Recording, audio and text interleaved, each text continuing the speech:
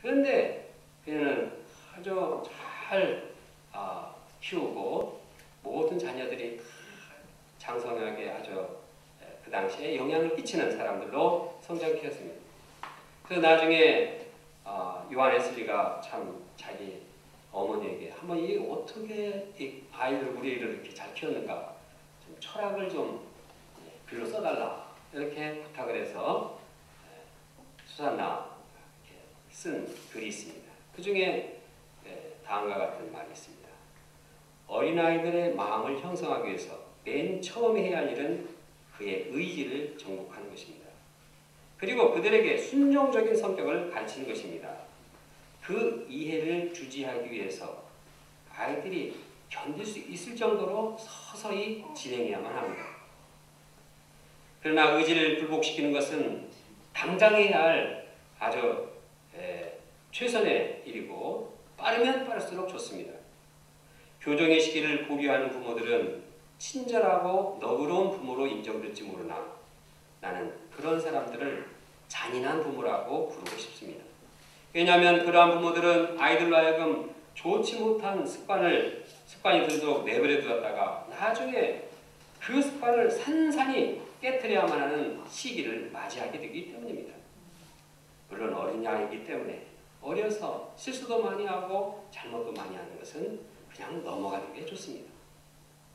200년이 지난 많은 자녀교육 전문가들이 그녀의 이해, 그녀의 철학이 옳다고 동의합니다.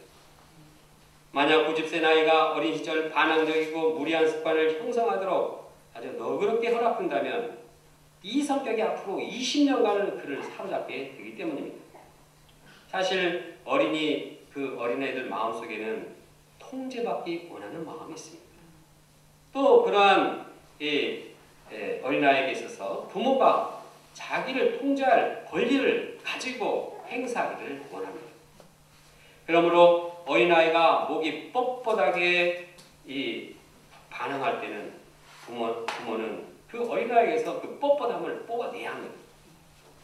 그런데 이 싸움을 하면서 어린아이는 본능적으로 또 머리가 잘 돌아갑니다. 그래서 자기가 어떨 때 가장 좋은 상황인가를 파악합니다. 특히 아이들은 집에서는 엄두도 내지 못할 망나니 짓을 교회나 슈퍼마켓이나 음식점에서 시도를 합니다. 왜냐하면 이 공공시설은 제멋대로 하는 그 어린아이들은 싸우기 좋은 무대가 되는 것입니다. 이건 비무장지대입니다. 아주 안심하고 막 부모가 마음 먹고 있을 찰나에 공격하는 것입니다. 그래서 그 아이는 집안에서 밀렸던 그 전세를 뒤집어 얻고자 시도를 합니다. 이때 부모는 공공장소에도 일관성 있게 분명한 자세를 갖춰야 합니다. 그리고 그에게 분명한 순종을 요구를 해야 됩니다. 그렇지 않으면 이 비무장지대에서 아이들이 아주 무례하고 규칙을 위반하는 식으로 계속 도전하기 때문입니다. 부모는 언제 어디서나 흔들리지 않고 분명한 자세로 자녀들을 부모의 권위에 순종하도록 도와야 하는 것입니다. 부모는 가정의 행복과 미래의 자녀의 소망을 위해서 자녀들을 순종의 사람으로 키워야 합니다. 이처럼 부모를 공경하고 순종하는 자녀들은 이 땅에서 축복을 누리며 장수하게 될 것입니다. 둘째, 부모는 자녀를 노엽게 하지 말라. 자녀가 부모를 공경하고 순종해야 된다고 해서 부모가 자녀를 함부로 대해서는 안 됩니다. 넌 순종해야 돼. 욱박질러서는 안 됩니다. 부모가 자녀들이 마음으로 순종하도록 이렇게 환경을 예배합니다. 이를 위해서 부모가 구체적으로 해야 할 일이 무엇일까요?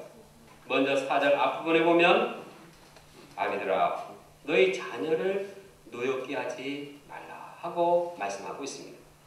쉬운 성경에서는 아버지들은 자녀들의 마음을 상하게 하거나 화를 돋우지 말라 이렇게 번역하고 있습니다. 아버지만 그러니까 어머니도 그럽니다. 자녀들의 마음을 상하게 하기가 쉽습니다. 왜 자녀들이 부모로부터 상처를 받고 또 부모에 대해서 노여합니다. 부모가 자녀를 존중하지 않고 함부로 대하기 때문입니다. 마치 자기 소유물처럼 함부로 말하고 존중하지 않기 때문입니다. 그리고 이제 감정을 드러낼 때입니다. 그러므로 부모는 자녀를 존중해주고 또 인격적으로 사랑으로 대해줘야 합니다. 감정과 감정이 충돌되지 않고 의지와 의지가 막 붙지 않도록 지혜스럽게 하는 연습을 해야 합니다.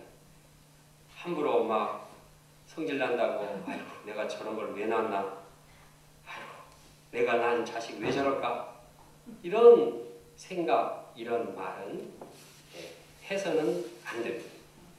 부모는 자신의 자녀라고 해서 그들을 인격적으로 모독하거나 함부로 말할 권세는 없는 것입니다. 그렇게 하면 자녀도 금방 그것을 그대로 받아들여서 반발합니다. 누가 나라고 했어? 왜 나가지고 피차 고생하게 하고 반발하게 되는 것입니다. 특히 자녀들이 그릇된 행동을 할 때 부모들은 자녀의 마음을 상하지 않도록 하면서 그를 돕는 지혜가 요구됩니다. 세계적인 부모 교육의 전문가인 마이클 파핀이라는 사람은 적극적인 부모 역할이라는 책을 썼습니다. 거기에 보면 자녀들이 잘못했을 때 효과적으로 어떻게 가르쳐야 하는가, 그 훈육 방법을 소개하고 있습니다. 첫째, 부모의 목표는 자녀를 가르치는 것이지 자녀들을 상처 주는 것이 아니라는 것을 항상 상기해야 된다는 것입니다. 둘째로, 자녀의 부정적인 행동을 교정해 줄 경우 자녀가 조금이라도 좋아진 것이 있으면 아주 그것을 칭찬하고 격려해 줘야 한다는 것입니다. 셋째로, 자녀를 훈계할 때 가능한 아주 강력하고 막 일방적으로 주장하는 표현 자제하라고 하는 것입니다. 부모가 막 너무 화가 나가지고 좌절하고 그래가지고 그냥 막 열받치고 그러면은 자녀는 별 효과가 없다는 것입니다. 처음에는 부드러운 주장에 시작해서 점점 단호하게 주장하는 이런 식으로 진행을 해야 합니다. 넷째로, 자녀를 훈육할 때는 사랑하는 마음으로 기도하라는 것입니다. 구체적인 예를 들어봅니다. 엄마는 10살 된 아들이 우유를 탁자에 넣고 냉장고에 넣지 않고 그대로 놓는 모습을 보고서 화가 나서 말했습니다. 남은 우유를 냉장고에 다시 넣으라고 몇 번이나 말해야 하는가? 넌 도대체 네가 어지러운 것을 왜 치우지 않는 거야? 너 따라다니면서 치우는 거 아주 진절이가 난다. 엄마가 네 하인이냐? 이 말을 들은 아이는 아이고, 엄마 또 시작해. 엄마는 나에게 큰 소리를 칠 권리가 없는데 엄마는 항상 승질만 해. 엄마가 항상 나를 윽박지르는 것은 아니 난 질려버렸어. 이런 생각은 분노와 원망의 감정을 일으키고 날카롭게 대답을 하게 됩니다. 엄마는 왜 항상 나한테 이렇게 난리치고 난리예요, 야단이에요. 이 말대로 엄마는 또 화가 나서 말합니다. 네가 조금 책임감이 있었으면 이렇게 성화를 부르지 않을 텐데. 엄마의 이러한 꾸지람이 아들에게는 오히려 반항적인 태도로 부추기게 됩니다. 그래서 아들은 엄마는 나 이런 식으로 다룰 수 없어! 하고 화가 나서 문 박차고 나가버립니다. 똑같은 상황이 벌어졌을 때 부모는 엄마는 어떻게 해야지 아들이 화를 내지 않고 그가 변화대로 도울 수 있을 것인가, 참 생각하고 지혜롭게 대처해야 합니다.